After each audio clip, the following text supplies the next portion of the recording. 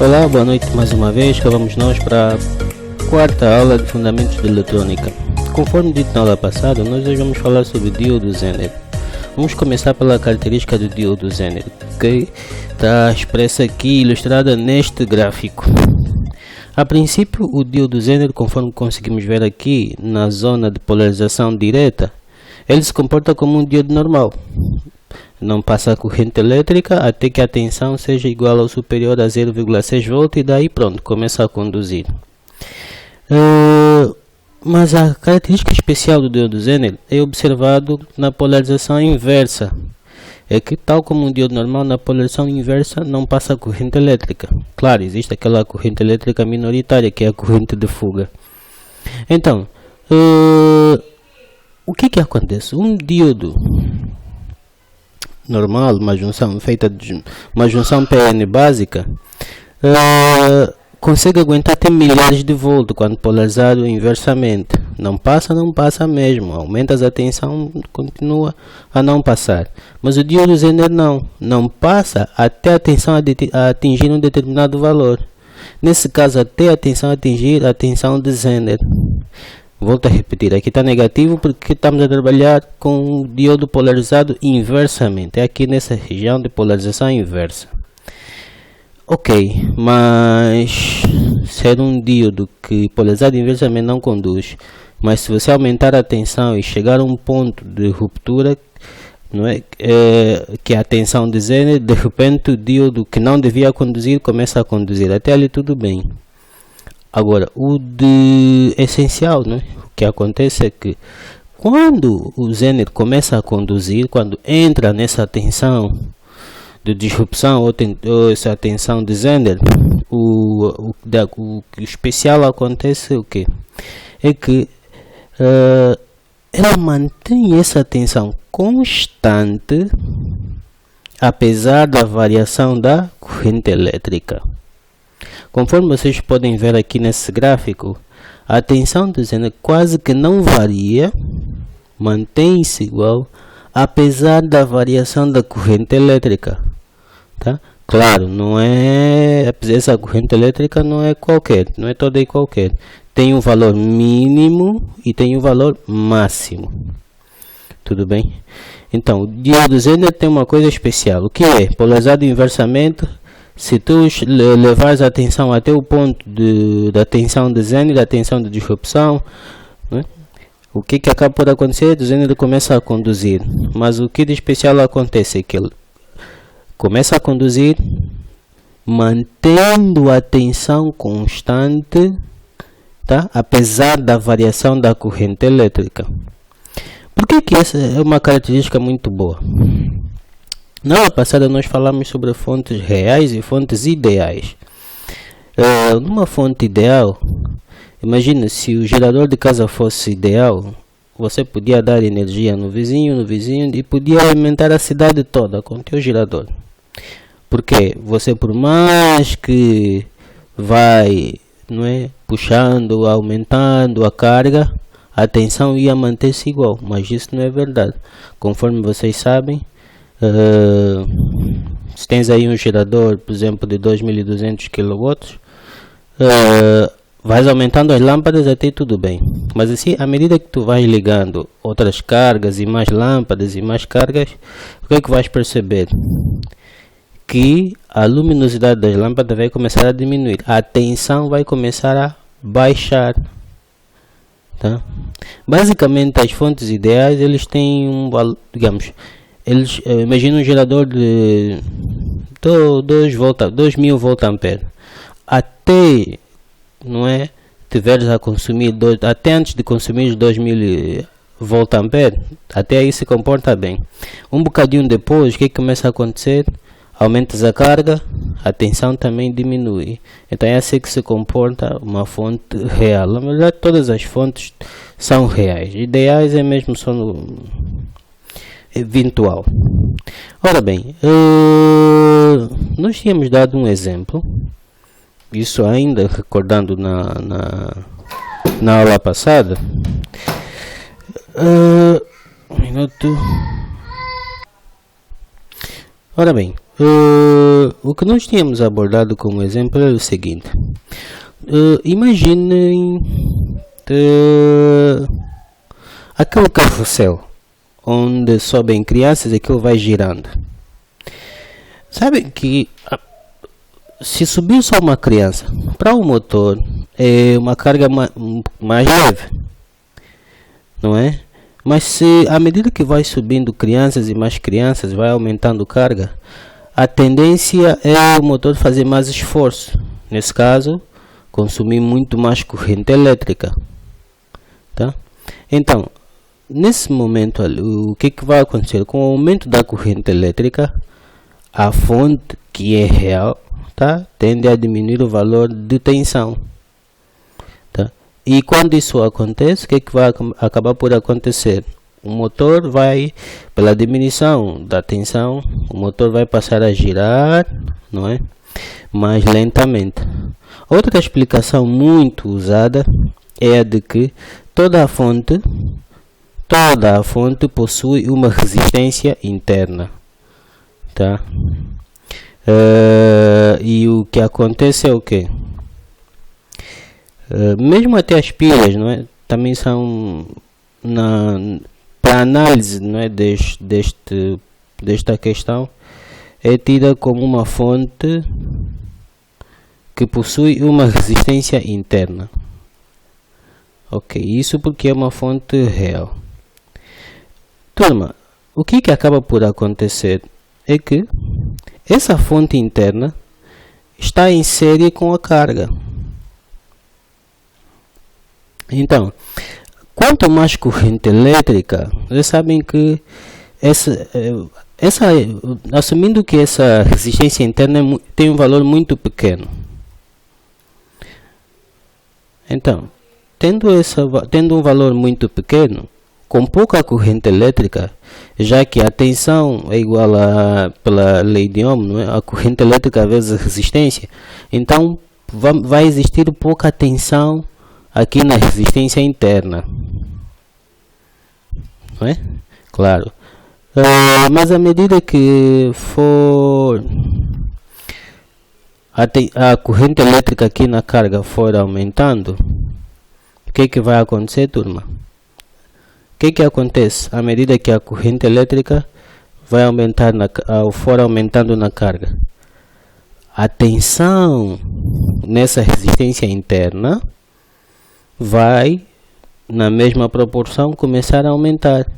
Então, como essa resistência interna está em série com a carga, então nós aí temos um divisor de tensão. O que eu quero dizer é o que? Se aqui a tensão aumenta, não é? Então de algum lado tem que diminuir. E onde é que vai diminuir? Na carga. Tá? O que nós precisamos é o que? Por exemplo, nesse carrossel, o que nós precisamos é que com mais crianças ou com menos crianças, o motor gire sempre na mesma velocidade. Isso quer dizer o que? Com mais crianças e menos crianças, a tensão que é entregue no motor tem de ser a mesma. Ou seja, com pouco consumo de corrente elétrica ou com um grande consumo de corrente elétrica, a tensão que é entregue, a carga tem que manter-se a mesma. A fonte, não é? Do ponto de vista do motor, tá? A fonte tem que parecer uma fonte ideal. Claro, dentro de certos parâmetros, não é para qualquer valor máximo de corrente elétrica, nem qualquer valor mínimo. Ok? Então, voltando para aqui. O diodo Zener mantém a tensão constante. Claro, se a corrente elétrica estiver entre o valor da corrente do Zener mínima até o valor máximo, porque depois desse valor máximo o Zener deixa de manter a tensão constante. Ora bem, então nós precisamos dessa característica do Zener de manter a tensão constante apesar da variação da corrente elétrica. Precisamos dessa característica para estabilizar, não é? Circuitos ou cargas que possuem certa variação de corrente elétrica, tá? Para cargas que possuem, não trabalham com uma única corrente elétrica, não é? Por exemplo, o carrossel com mais crianças ou com menos crianças vai variar o valor da corrente elétrica. Então, para essas cargas que têm essa variação de corrente elétrica, nós temos que usar um estabilizador, tá? Um circuito de estabilização, para fazer com que, mesmo com mais ou com menos corrente elétrica, a tensão seja sempre a mesma. Então, podemos usar o Zener para isso? Podemos. Então, eis aqui um circuito estabilizador a Zener, baseado em Zener, muito básico. Tem outros mais complexos, mas aqueles vocês vão estudar na disciplina de eletrônica mesmo, porque esse ainda é fundamentos. Eu depois posso indicar uns outros circuitos, mas os outros já empregam muito transistor. Nós ainda não falamos do transistor, por isso vamos ficar com esse circuito. Nesse circuito nós temos aqui uma fonte de 12 volts, tá? E tem uma carga. Acontece que essa carga essa carga tem, vamos dizer, que tem uma tensão de trabalho. A tensão da carga, vamos dizer, por exemplo, que é 9 volts. Ok. Essa carga, que é essa resistência, tá? Vamos dizer que é um circuito, é um motor, é algum sistema que quando tem pouca, que volta e meia em determinadas condições está num consumo de corrente elétrica mínima. Vamos dizer que é igual a 75 mA, tá?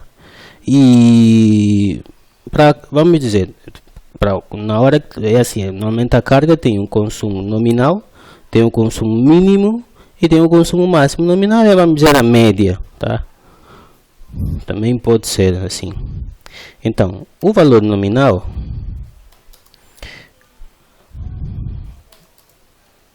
dessa carga é de 100, tá? Quando tudo está a funcionar, não nos parâmetros mínimos nem no máximo, o circuito tem um consumo de 100 mA e sob condições extremas, tá? O circuito tem um consumo de 125 mA. Imaginem um rádio. Se tu estiveres a ouvir música com volume muito baixo, obviamente que o rádio está a consumir menos corrente elétrica. Se tiveres a ouvir o rádio com um volume muito alto, obviamente está a consumir mais corrente elétrica, né? Porque tem que entregar mais corrente elétrica nos alto-falantes para tu ouvires com maior intensidade, tá? Então, apesar de aumentar o volume do rádio ou não, a maior parte de todos os circuitos do rádio devem funcionar com a mesma tensão. Então, também existem nos circuitos do rádio circuitos que são responsáveis pela estabilização da tensão. Ora bem, essas aqui são as características da carga. 9 volts, no mínimo consome, né, 75 mA, o nominal é 100 A e o máximo 125 mA. Ok. Se essa carga tem que ter uma tensão de 9 volts e tem que ser constante, nós temos que colocar em série ou em paralelo com o Zener? Temos que colocar em paralelo com o Zener, porque em paralelo eles vão ter o mesmo valor de tensão, não é? Ok, então como vê nesse circuito, o diodo Zener está em paralelo com a carga. E assim, quando a tensão o Zener estabilizar a tensão sua, automaticamente vai estabilizar a tensão da carga. Continuando, ok. Agora fica a questão. Você precisa de um Zener, mas quais são as características desse Zener? Primeira característica do diodo Zener, tá? Vamos aqui enumerar. Primeiro ponto importante a ter em conta no diodo Zener é que a tensão do diodo Zener tem que ser igual à tensão da carga. Claro, vão estar em paralelo, né? Esse é o primeiro ponto. Bem, o segundo ponto tem a ver com o fato de que imagine que o Zener varia, tem essa margem de variação.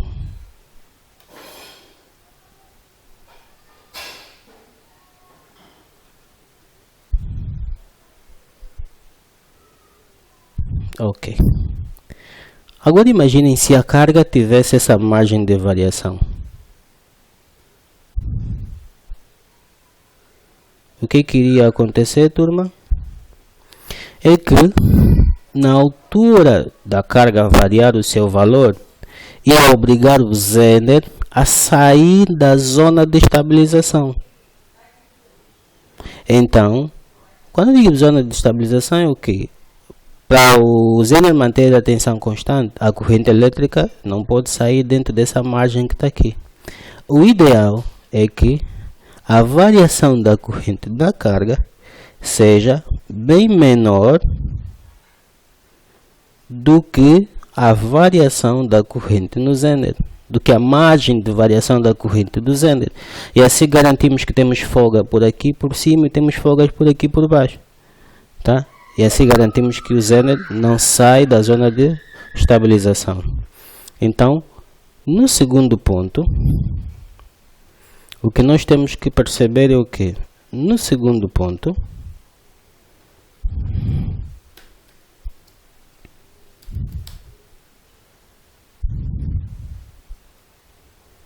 a variação da corrente do Zener, deixa eu ver se eu consigo colocar aqui o delta, o sinal do delta.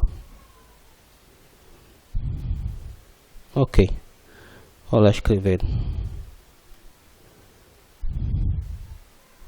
Segundo ponto, a variação da corrente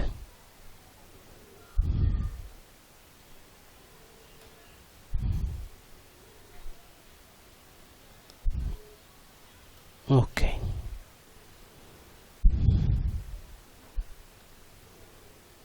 A variação de corrente no Zener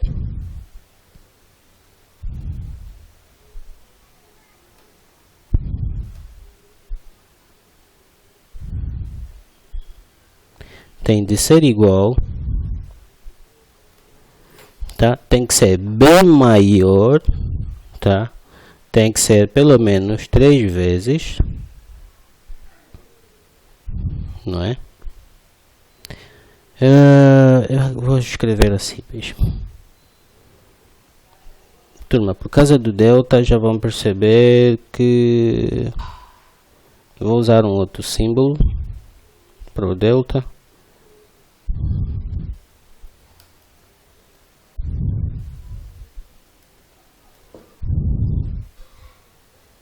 Ok, assim já dá para perceber, não é? A variação da corrente do Zener tem que ser igual a 3 vezes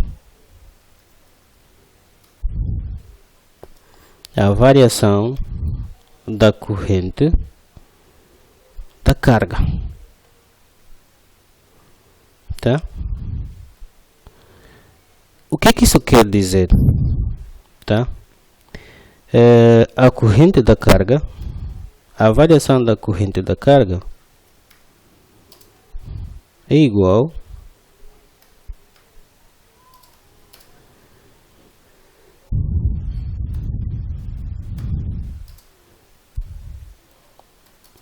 menos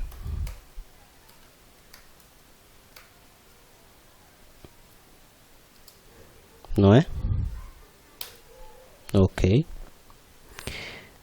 Então, já sabemos como calcular a variação da corrente na carga. Igualmente sabemos que como calcular a variação da corrente elétrica do Zener. Depois disso, o que é que nós temos que prestar atenção? Tá bom, já vimos que a variação da corrente na carga tem que ser menor que a variação da corrente do Zener. Mas o Zener tem uma corrente de funcionamento, tem um valor, os que chamamos de ponto quiescente, que é o valor de descanso, tá? O Zener ao funcionar, não é? Quando o motor está a consumir o seu valor nominal, seu valor esperado, não é? O Zener também vai estar fixo, a corrente do Zener também vai estar fixo num valor, vamos dizer um valor nominal, tá? Que é o valor quiescente. O que acontece? O Zener tem que ter uma corrente de funcionamento que não deve estar nem próximo do valor mínimo, nem próximo do valor máximo. Tem que estar exatamente no centro dessa variação. Isso quer dizer o quê? A corrente do Zener quiescente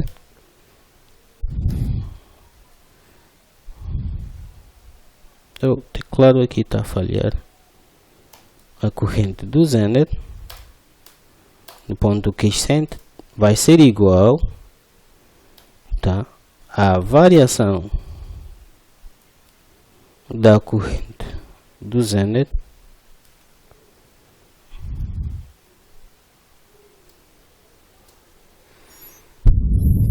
a dividir por 2. Ok, agora sim. Então, já sabemos como calcular o valor quiescente da corrente do Zener. No terceiro ponto, o que nós temos que olhar é o seguinte.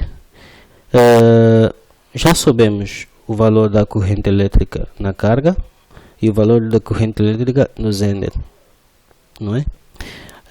Mas agora, claro, se você que nós aqui temos um nó, então o valor da corrente elétrica a ser liberada da carga ou da fonte, tá, vai ser o somatório dessas duas correntes elétricas, tá?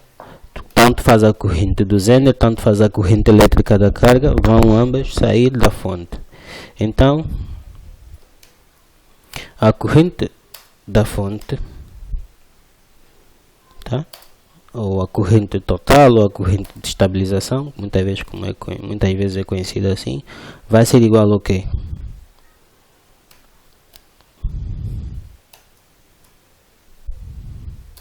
Ponto quiescente mais a corrente do... Tenho aqui alguns problemas com o teclado, escrever uma coisa, volta e meia. Ok, tá bom. Isso quer dizer o quê?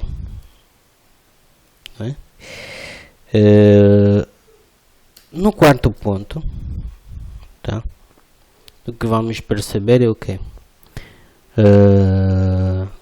Turma, nós não podemos deixar a tensão, a fonte de tensão em paralelo com o diodo Zener. Presta atenção, turma. A fonte de tensão não é uma fonte ideal. A carga tem uma percepção de fonte ideal porque antes da carga tem um circuito que é o do diodo Zener. Ora bem, dando continuidade, o que nós estamos a dizer é o que a fonte de tensão é real. Quer dizer o quê? Que à medida que a carga for aumentando, é claro que a tensão da fonte vai variar, Então, a tensão, de modo que a tensão da carga não seja igual à tensão do Zener, vamos ter uma resistência aqui. Então, nesse valor de resistência é que vai ficar a diferença entre da tensão da fonte e do Zener. De outra forma, em outras palavras, é o seguinte: aqui na fonte, tá, tem que ter sempre um valor bem maior do que a tensão do Zener, tá? Conforme temos aqui nesse exemplo, tá? Se a tensão da fonte é 12 e aqui a tensão do Zener é 9 volts, então os 3 volts de diferença vai ficar nessa resistência. O que vai acabar por acontecer? Quando a tensão, por causa do aumento da corrente elétrica, a tensão na fonte diminuir, por exemplo, baixar de 12 para 10 volts, tá? O que vai acontecer é o que? A tensão no Zener mantém-se constante e essa diferença de tensão vai ser refletida onde? Nessa resistência que está aqui, nessa resistência de estabilização. Ok? Então, essa resistência é que vai aguentar com a diferença de tensão. Turma, já sabemos qual vai ser o valor da tensão do Zener, também já sabemos qual vai ser o valor da corrente elétrica do diodo Zener, bem como a sua margem de variação, sua margem de corrente elétrica, não é? Então, nesse circuito de estabilização, além do diodo Zener, também temos a resistência de estabilização. E nós também precisamos, de certa forma, calcular os parâmetros dessa resistência, tá? As especificações dessa resistência. Ou o que eu quero dizer, qual vai ser o valor dessa resistência? Então, é o que nós vamos fazer, olhar agora nesse quarto ponto. Para já, o valor dessa resistência vai ser igual, tá? A tensão nessa resistência, claro, a dividir pela a corrente elétrica, novamente é claro, tá? Estabilização. A tensão da estabilização vai ser igual a ok. Olhem para aqui. Ele de um terminal está na fonte de corrente elétrica de tensão e no outro terminal está no diodo Zener. Tá, diodo Zener, a carga está em mesmo valor de tensão. Então vai acabar por ser, como vimos nesse exemplo, assim, aqui muitas das vezes aparece VDC, tá? Nesse exemplo está VE, mas podemos deixar assim, menos a tensão do Zener.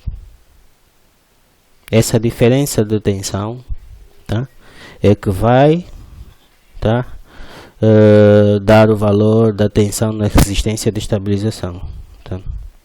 Ora bem, outro ponto. Para a corrente elétrica já sabemos, nós já sabemos como calcular. Após isso é fazer a divisão, já vamos ter o valor dessa resistência, tá?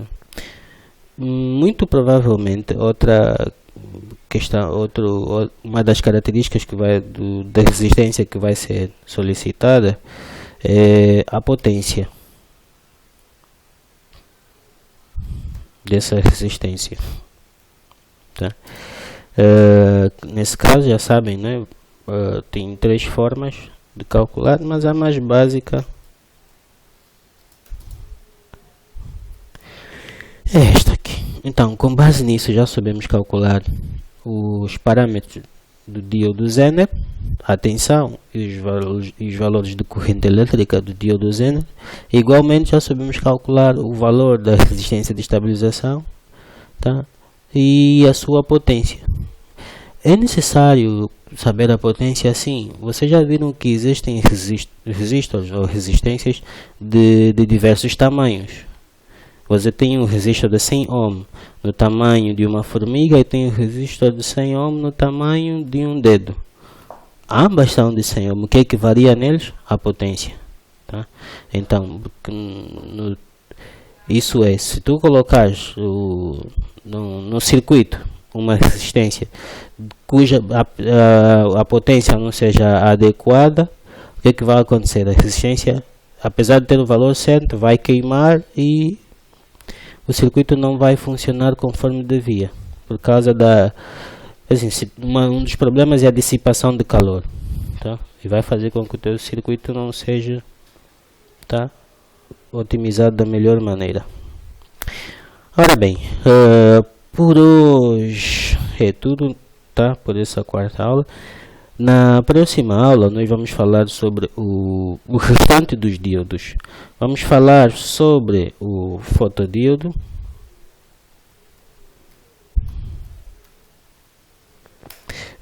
vamos falar sobre o varactor, que é um tipo de diodo também. Vamos falar mais sobre o que? Os fotodiodos são aqueles diodos sensíveis à luz.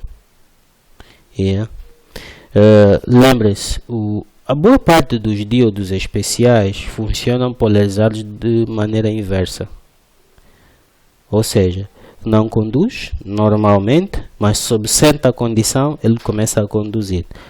Então, acho que o diodo LED, que é o mais simples, vocês vão fazer um trabalho sobre isto. Ok, então vemo-nos na próxima aula, onde vamos falar sobre o fotodiodo, o varactor, LED, vamos falar sobre mais alguns outros exemplos e termina a aulas, o grupo de aulas sobre o diodos, porque depois dessa aula nós vamos começar a falar já sobre o transistor.